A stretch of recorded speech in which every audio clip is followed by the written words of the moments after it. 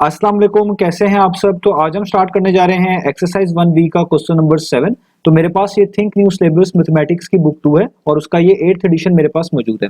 और इस new addition का ये चैप्टर नंबर 1 चल रहा है। मैंने इस चैप्टर के नेम से एक सेपरेट प्लेलिस्ट बनाई हुई है, उसका लिंक भी नीचे डिस्क्रिप्शन में दिया हुआ है ताकि आप लोगों को इस चैप्टर से रिलेटेड तमाम सॉल्यूशंस एक ही जगह पर आसानी से इसी प्लेलिस्ट में मिल सकें।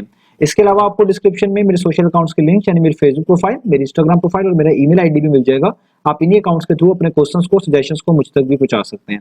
तो आइए स्टार्ट करते हैं क्वेश्चन नंबर 7 को।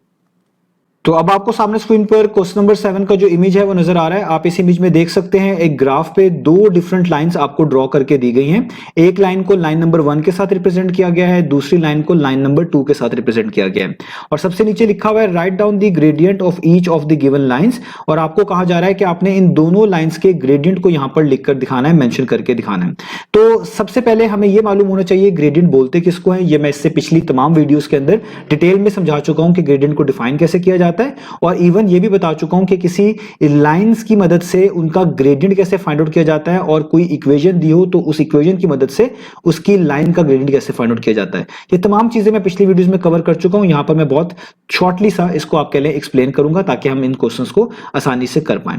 तो सबसे पहले मैं यहां पे ग्रेडियंट का एक फॉर्मूला मेंशन कर देता हूं जो कि हम इससे पहले भी यूज करते आ रहे हैं। तो ग्रेडियंट को हम स्लोप भी बोलते हैं और ग्रेडियंट को रिप्रेजेंट किया जाता है इस लोअर केस लेटर m के साथ। और ग्रेडियंट का जो फॉर्मूला होता है वो बेसिकली होता है वर्टिकल चेंज, यानी जो चेंज आपको वर्टिकली दिखाई दे रहा होता है, जो चेंज वर्टिकली आ रहा होता है, यूं भी आप कह सकते हैं, आप उसको हमेशा डिवाइड कर देते हैं हॉरिजॉन्टल चेंज पे, उस चेंज पर जो हॉरिजॉन्टली आपके पास मौजूद होता है। तो जब भी वर्टिकल चेंज को डिवाइड करेंगे हॉरिजॉन्टल चेंज पर तो जो चीज मिलेगी उसी को आप ग्रेडियंट या उसी चीज को आप स्लोप बोलेंगे।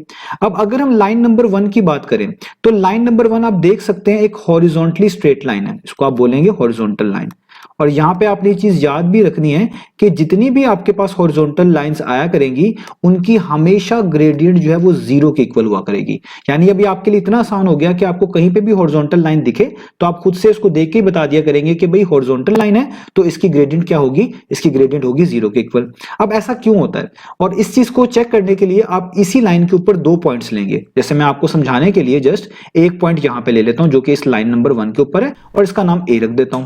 और इस ए पॉइंट के मैं यहाँ पे कोऑर्डिनेट्स भी लिखता हूं। कोऑर्डिनेट्स कैसे निकाले जाएंगे, आपने जो ये पॉइंट लिया है यहां से एक डॉटेड लाइन बनाएं स्ट्रेट जो कि एक्स एक्सिस की तरफ मूव करे और देखें कि एक्स एक्सिस पे कहां पे टच करती है। तो देखें एक्स एक्सिस पे इसने -2 पे टच किया, यानी इस पॉइंट का जो एक्स कोऑर्डिनेट है वो है -2।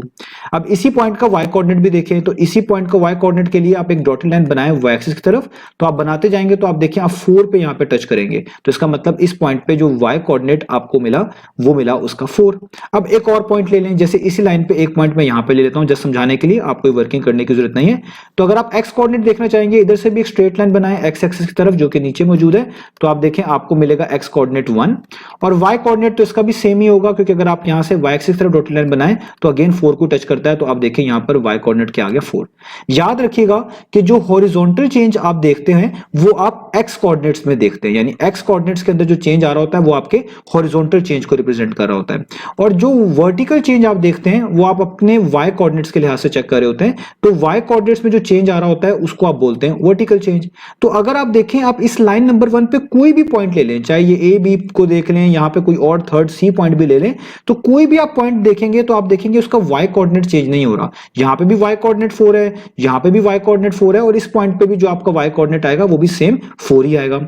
तो अगर किसी लाइन के ऊपर वाई कोऑर्डिनेट चेंज ही नहीं हो रहा तो इसका मतलब उसमें वर्टिकल चेंज अवेलेबल ही नहीं है, यानी उसका वर्टिकली चेंज क्या है 0 है। तो अगर किसी चीज का वर्टिकल चेंज 0 हो गया यहां पर ग्रेडियंट वाले केस में तो 0 डिवाइडेड बाय समथिंग क्या होगा, वो होगा 0। तो इसीलिए हम कहते हैं कि हॉरिजॉन्टल लाइन की ग्रेडियंट हमेशा क्या होती है 0, क्योंकि हॉरिजॉन्टल लाइन पे वर्टिकल चेंज मौजूद नहीं होता। यानी आप कोई भी 2 पॉइंट्स उस लाइन पे पिक करेंगे तो उसके वाई कोऑर्डिनेट्स जो है वो सेम टू सेम रहेंगे और उनमें कोई चेंज ही नहीं आ रहा होगा। तो जब वर्टिकल चेंज 0 हो गया तो 0 डिवाइडेड बाय हॉरिजॉन्टल चेंज क्या होगा, वो हमेशा 0 ही आएगा। बेशक हॉरिजॉन्टली कितना ही चेंज आता रहे लेकिन वर्टिकल चेंज 0 होने की वजह से जब आप फॉर्मूले में वैल्यूज पुट करेंगे तो 0 डिवाइडेड बाय समथिंग 0 ही बनेगा। तो इसलिए हम कहते हैं कि हॉरिजॉन्टल लाइन की ग्रेडियंट हमेशा क्या होती है 0। तो अब मैं इसको यहां पे लिख देता हूं, इसको मैं ए पार्ट के तौर पे यहां पे रिप्रेजेंट कर रहा हूं। तो आप यहां पे लिखेंगे कि जो ग्रेडियंट है आपके पास, ग्रेडियंट ऑफ लाइन नंबर 1, ये जो लाइन नंबर 1 है वो क्या है, वो है इज 0, वो 0 होगा। और इसको आप ऐसे भी लिख सकते हैं दैट इज, ग्रेडियंट को एम से रिप्रेजेंट करते हैं, m इज इक्वल टू 0। और इसका रीजन क्या लिखेंगे, रीजन आप लिखेंगे बिकॉज, क्योंकि जो लाइन नंबर 1 है, because line 1 is a horizontal line, वो एक हॉरिजॉन्टल लाइन है और हॉरिजॉन्टल लाइन की हमेशा ग्रेडियंट्स क्या होती हैं, वो होती हैं 0। तो ये आपका इस तरह का ए पार्ट का आंसर हो गया। ए पार्ट मैंने कहा है लाइन नंबर 1 के ग्रेडियंट को, तो ये हमने कर लिया। अब हम करते हैं इसके लाइन नंबर 2 के ग्रेडियंट को। तो उसके लिए मैं ये सारी वर्किंग यहां से रिमूव कर देता हूं ताकि आपको समझाना आसान हो जाए।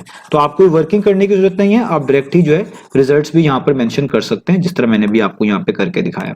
तो अब लाइन नंबर 2 की बात करते हैं। तो अगर आप लाइन नंबर 2 को देखें तो लाइन नंबर 2 एक वर्टिकली स्ट्रेट लाइन है, तो इसको आप जस्ट बोलेंगे कि ये क्या है, एक वर्टिकल लाइन।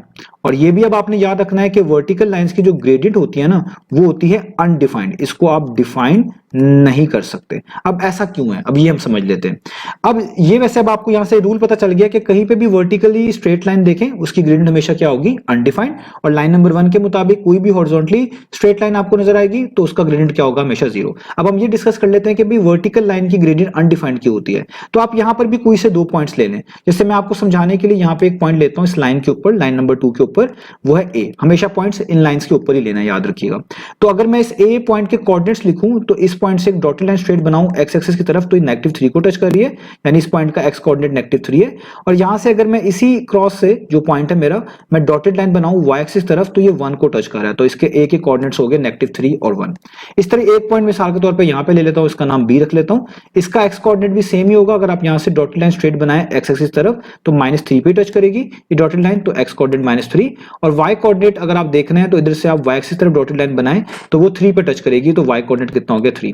अब जिस तरह मैंने आपको लाइन नंबर 1 में बताया था कि हॉरिजॉन्टल चेंज रिप्रेजेंट करता है एक्स कोऑर्डिनेट्स, तो आपके पॉइंट के जो एक्स कोऑर्डिनेट्स होते हैं वो हमेशा उसके हॉरिजॉन्टल चेंज को रिप्रेजेंट कर रहे होते हैं, और जो आपके पॉइंट्स के वाई कोऑर्डिनेट्स होते हैं वो हमेशा वर्टिकल चेंज को रिप्रेजेंट कर रहे होते हैं। अब इन दो पॉइंट्स को अगर आप देखें, इनमें जो वाई कोऑर्डिनेट है वो तो चेंज हो रहा है। यहां पे आप देखें ए वाले पॉइंट में वाई कोऑर्डिनेट 1 था, बी वाले पॉइंट में वाई कोऑर्डिनेट कितना है, 3, तो कुछ ना कुछ चेंज आ रहा है। वो कितना आ रहा है अभी हम उसको डिस्कस नहीं कर रहे, लेकिन चेंज हो रहे हैं।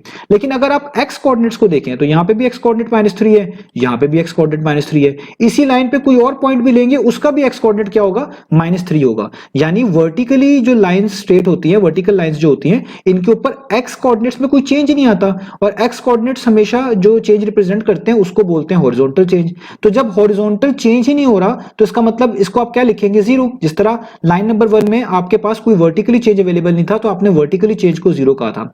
तो अगर लाइन नंबर 2 में हॉरिजॉन्टल चेंज अवेलेबल नहीं है, कोई हॉरिजॉन्टली चेंज नहीं आ रहा, तो आप हॉरिजॉन्टल चेंज को क्या बोलेंगे, 0। और आप ये चीज जानते हैं कि अगर आप किसी भी चीज को 0 पे डिवाइड करते हैं, एनीथिंग डिवाइडेड बाय 0, उसको आप हमेशा क्या बोलते हैं, अनडिफाइंड, उसको आप डिफाइन नहीं करते। तो इसी वजह से हम वर्टिकल लाइंस की ग्रेडियंट को कहते हैं कि अनडिफाइंड होती है, क्योंकि जब आप इस फॉर्मूले की मदद से हॉरिजॉन्टल चेंज को यहां पर 0 रखेंगे तो समथिंग डिवाइडेड बाय 0 हमेशा अनडिफाइंड होता है, तो आप ग्रेडियंट नहीं निकाल पाएंगे, आप जस्ट कहेंगे ग्रेडियंट अनडिफाइंड है।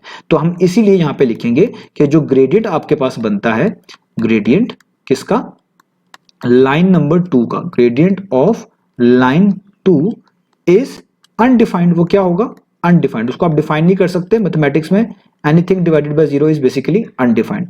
और आगे आप ये भी लिख देंगे, अनडिफाइंड का मतलब है हम ग्रेडियंट को लिख रहे हैं just m equals to undefined. ये ना भी लिखें तो भी ठीक है, जस्ट कह देना ही अनडिफाइंड, वो भी काफी है।